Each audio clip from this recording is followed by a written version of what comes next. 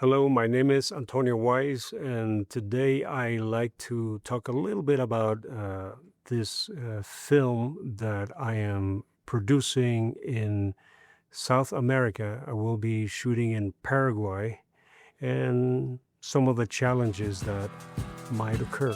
It's a program for filmmakers by filmmakers. It's the Breaking Indie Podcast. Here we are, an interview with Antonio Weiss, filmmaker, actor, many things, and I would love to learn about your process, where you kind of started out and where you got to where you are, and what you're doing as a filmmaker these days. So welcome to the podcast, Antonio. Thank you for being here. Thanks. I started out wanting to make films in a general way, and probably started out as an actor. But I think that I kept getting closer and closer to wanting to make my own work. And so I sort of have been staying out of the mainstream, trying to create, my own scripts. And I think I'm there now where I can write, produce, and direct something that it's all mine. But I do love to work with other people. I don't work alone. I don't get my scripts down from God, straight to me. Yeah. It's a community. It's a process. Yeah, for me, it's total community, and I work with other people and listen to advice always. Mm-hmm. What are you working on right now? Right now, I'm working on I'm pre-producing and funding a piece that I'm going to shoot in South America, in Paraguay. Wow. So it's a feature film. So I don't have anything in the festival right now. I'm totally busy getting this going to where I want it. Get the right first the first phase of casting, because we're in the United States, and you need to get a name in order to further your funding in your distribution ideas. Mm-hmm. And so how does when you're producing something out of the country like that, how do you go about not even casting a big name? Like, how do you go about local casting, or how do you tackle something like that? I'm originally from Paraguay. Okay.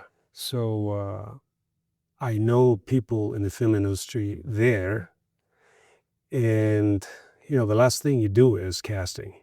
But I need to find the right person for the main role, which I believe I already have. I found her in Buenos Aires. And this is a film that I want to shoot in the Native American language that is very prevalent in the countryside in Paraguay. For some reason, it survived really strongly. So it's going to be in Guarani and Spanish. Guarani is, have you ever seen The Mission with Robert De Niro and Jeremy Irons? No, this isn't a documentary. This is a feature or a narrative feature, film. Yeah. No, well, it's those.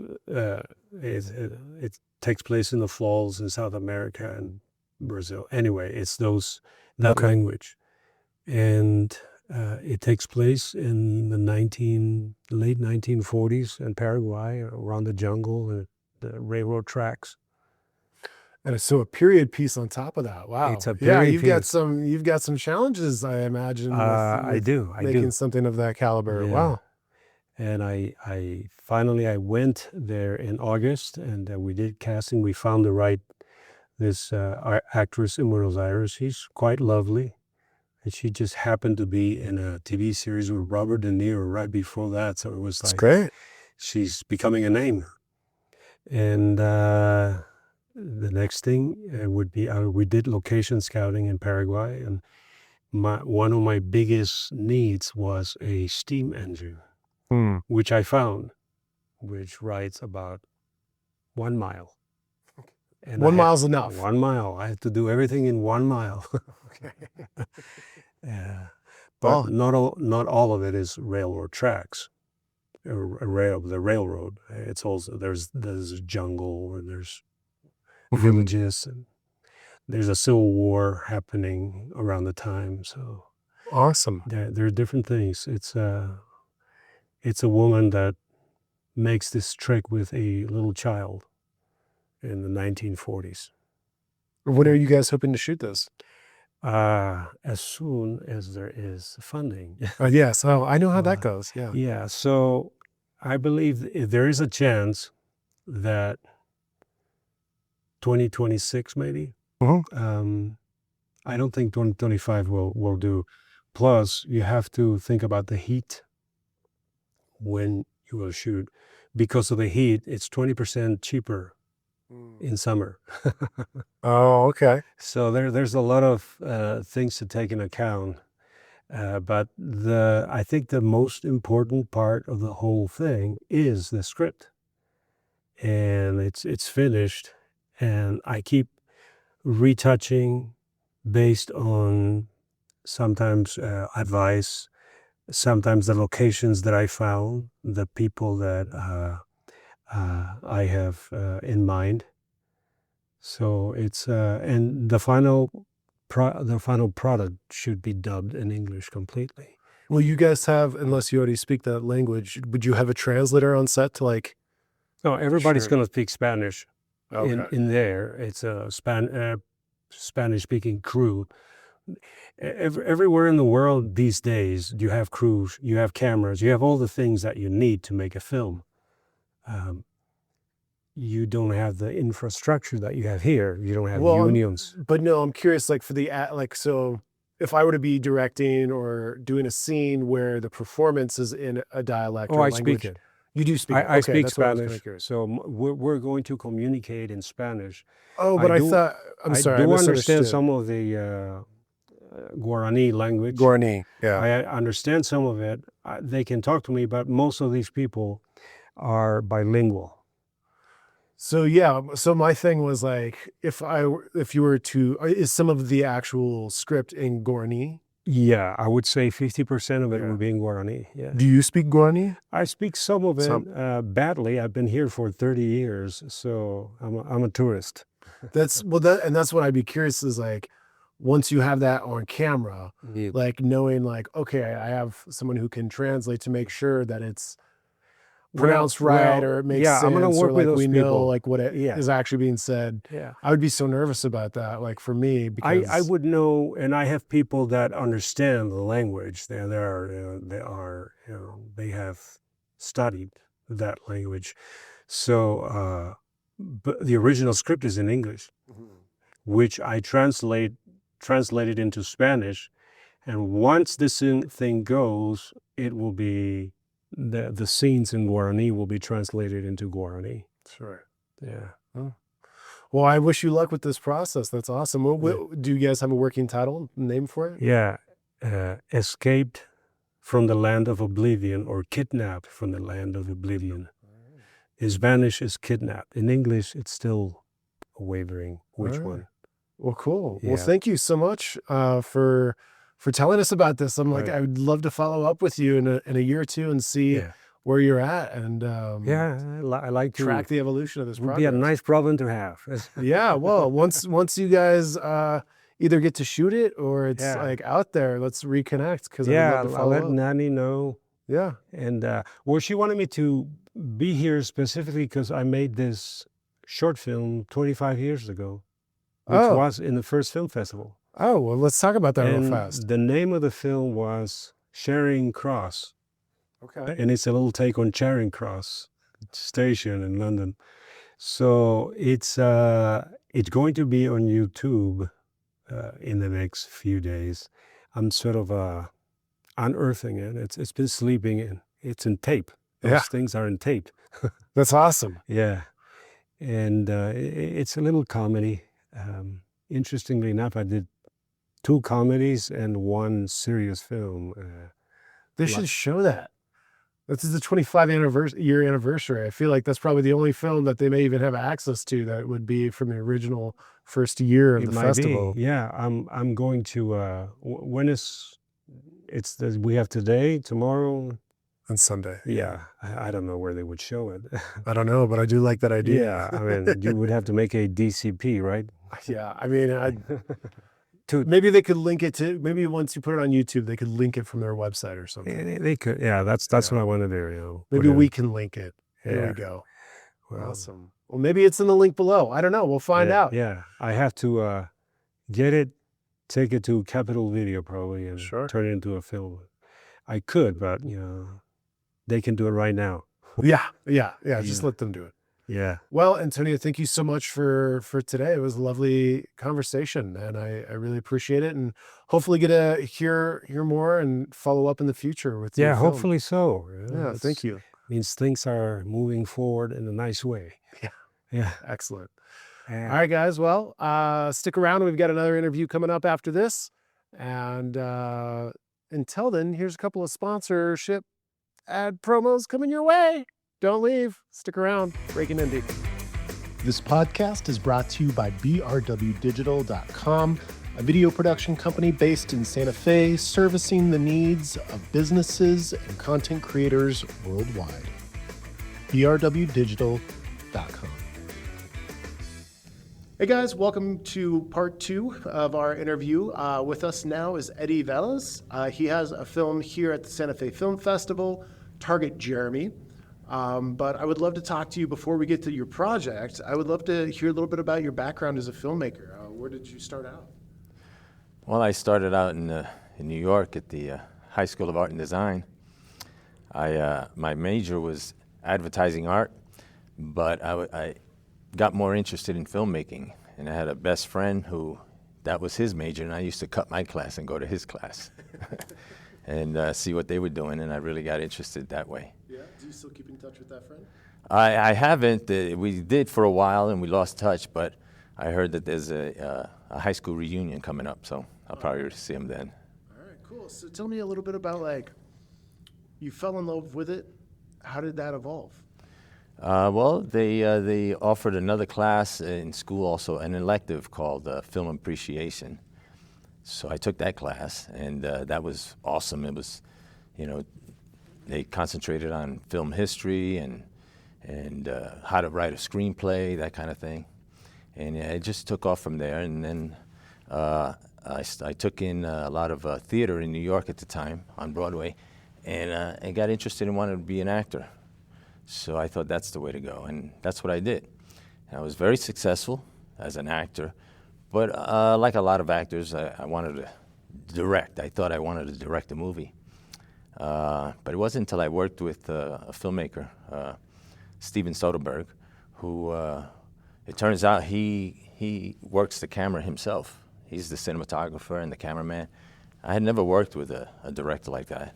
So that was very inspiring to see him holding the camera. And it just got me to want to buy a camera and see what I could do with it. I decided I didn't want to just direct the film. I wanted to actually shoot one and make one. And that's what I did. That's how I got started with Target Jeremy. Awesome. Yeah. Is this your first film? I did, yes, it's my first film. I did one afterwards that actually got edited even sooner, but this was my first, yeah. You started shooting this one first? Yeah. Okay. Yeah, so what is the film about? Well, it's an action-adventure spy thriller. Cool. Yeah, and it takes place in Iraq as a special agent who's on a mission to capture an al-Qaeda leader and rescue a captured U.S. Marine. Excellent. Where did you go shoot that? I shot it in California, in the desert, in the Apple Valley. Once I saw the location, I thought, and it looked exactly like what it looks like in Iraq. So that's where I decided to shoot my film. I have a friend who lives out there, and all behind his property was just all desert. And he let me shoot there, and it didn't cost me a cent. Perfect. Yeah. That's great. Yeah. That's great. So then tell me a little bit about the casting process. Or just, how did that kind of evolve once you have a location, you have your script? Mm-hmm. What was that like for you? Well, I cast some of my friends, some actors that I didn't know, but I found through other people. my lead actor is a martial artist. He's done a little bit of acting, but he's not a professional actor. But I met him, and I thought he was very interesting guy. He's a master in kung fu and Jeet Kune Do, which is Bruce Lee style, and he was teaching. So I went and I met with him through a cousin of mine who was taking his class. And after meeting him, I just was, I liked his personality. He didn't come off like a tough guy, even though when I saw what he was doing in class, I saw that he was the real deal. He could mess you up right away. He was deadly. But he was such a sweet guy and with a happy-go-lucky personality, kind of a goofball at times. And I thought, wow, what an interesting guy. You'd never know that this guy could, destroy you in seconds. Yeah, for sure. You don't want to find out. No, you don't. But so that got me interested. I thought, a guy like him would make a great character. And that's what I did. I talked to him about it, and he was all for it. And he became the lead actor in my film. Cool. So anytime you're doing action on an independent level, that's a huge challenge. I'd be kind of curious your approach to that, or what you guys kind of did to tackle that aspect of it. Well, as far as the budget, it was great because, like I said, I didn't have to pay for the locations, and the same friend who's lived out there, it turns out he does these war reenactments. Okay, yeah. So he had all this equipment, rifles and guns and knives and uniforms and all kinds of things, and he showed me he had military vehicles, and I saw this, and I just got to thinking. I said, hey, if I can write something using this stuff, can I? And he said, yes. And that's what I did. I used everything he had. Excellent. Yeah, and it didn't cost me a cent, but because of all the material that he provided, I gave him a co-producer credit. Sure. Awesome. So you did this, and then it sounded like you kind of went on to another project almost right away? Not quite right away, but there was a friend of mine who asked me to direct a film that he was interested in working on. Someone else had written this story, and we got together and we wrote the screenplay together. And it was a comedy. It was a 20-minute film, so it was a great introduction to filmmaking. Two different genres? Yeah. How did you approach that differently than the Target Jeremy? Well, the Target Jeremy, I love the action-adventure part, but I still I squeezed in some humor, some comedy. I just, I can't help myself sometimes. Well, you got to lighten things up, bring Exactly. the mood up to bring it down. Exactly. It's all about the ride. Yeah. Yeah. Did you find that process at all one more challenging than the other, of tackling something that's a little bit more lighthearted versus action? Yeah, it was. It took a lot of planning to shoot this thing, but the action film. But it was great because I had read this book on first-time directors, and they all talked about the mistakes they made and the lessons they learned and on that first film and how they applied them to their next project. But I decided I didn't want to wait till my next project to incorporate my lessons that I've learned. So whenever something was not quite right, I would watch the footage. If the lighting or whatever wasn't quite right, I would call everyone and say, we're going to reshoot this weekend and get it right. And that's what I did. I kept doing that the whole way. What do you think was one of the biggest lessons you learned in that experience? I think mainly just to jump in, because I really didn't know anything about cameras. I did take a class at UCLA on cameras, and that was great. But I would just say, just pick up a camera and shoot and look through and see what you get, and you'll see what works, what doesn't, and you will learn, and you can apply either in your next project or right away, reshoot right away, and that's what I did. Yeah. That's a great way to do it. That's the mantra here. Just grab a camera and do it. Just do it. Yeah. Cool. Awesome. Do you have any social media handles or something like that we can tag and? I don't. connect with the film on? I don't have any social media. I'm not on Facebook, any of those things. But I just recently put together a website for Target Jeremy, so you'll find out whatever is happening with that. Festivals that it's entered and so on. Well, I imagine by the time we release this, it will be linked below. So Yeah, it's just targetjeremy.com. That's it. targetjeremy.com? Yes. All right, sounds great. Well, cool, Eddie. Well, thank you so much for being on, for sharing a little bit of your wisdom. And what was the name of your other film? It was called The Cross Up. The Cross Up. The Cross Up. Yeah. And is Target Jeremy, is it a short film or a feature? Well, it's an hour long, so okay, it's yeah. kind of a in between. It's it's a long short or I think it's like technically anything over 45 minutes. makes it a feature. Yeah. I'll call that a feature. That's a substantial piece of work, though. Yeah. Especially for really tackling something out of the gate for a first-time filmmaker. I know you've had other experiences, but that's awesome. Out of curiosity, too, what was the Steven Soderbergh film? Traffic. Never heard of it. Never heard. We always gonna say. No, I based a lot of the aesthetic for a project that has been an ongoing thing that I'm working on with my creative partner. But yeah, I love Traffic. Oh yeah, well I'm the DEA agent who winds up in the swimming pool with Benicio. Oh yeah, dude, totally. Yeah. That's like one of the best scenes ever. Yeah. Okay, I remember the Sweet. shot now. Cool. Yeah. Okay. Awesome. Yeah. Well, Wow, Steven how exciting. Soderbergh was in the pool with us holding the camera. I was. So wild. Yeah. Yeah, and it is true. Like he is like really an auteur in that way, He is, where it's just like everything, and then he edits it himself. I don't Yeah.